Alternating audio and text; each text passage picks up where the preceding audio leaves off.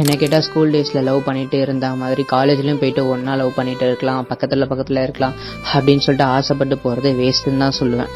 நீங்கள் 2 பேரும் தனித்தனி காலேஜில் படிக்கிறது தான் உங்களுக்கு நல்லது. ஏன்னா ஃபஸ்ட்டு ஒரு 6 மாதம் ஜாலியாக ஹாப்பியாக போகும். ஆனால் அதுக்கப்புறம் 2 பேரில் யாராச்சும் ஒருத்தர் அவசரப்பட்டு ஒன்றா சேர்ந்துட்டோமா அப்படின்னு ஃபீல் பண்ண ஆரம்பிச்சிருவீங்க. ஏன் சொல்கிறேன்னா, இருக்க போகிற 3 வருஷமோ 4 வருஷமோ காலேஜ் லைஃப்பை ஹாப்பியாக என்ஜாய் பண்ணோம். அதுக்கப்புறம் நீங்கள் தேடினாலும் அந்த லைஃப் கிடைக்காது. ஸோ அங்கே போயிட்டு இதை பண்ணாத அதை பண்ணாத அப்படி இப்படின்னு சொல்லிட்டு நம்மளை ரெஸ்ட்ரிக்ட் பண்ண ஒரு ஆள் இருந்துட்டாங்கன்னா கண்டிப்பாக நம்ம அந்த லைஃபையே வெறுத்துருவோம். புரியுதா?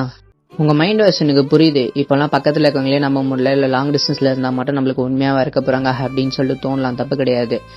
பட் லவ்னா நம்பிக்கை இருக்கணும். நீங்கள் உங்கள் பார்ட்னரை முழுசாக நம்பணும். அப்போ தான் உங்களால் இருக்க முடியும். ஓகேவா?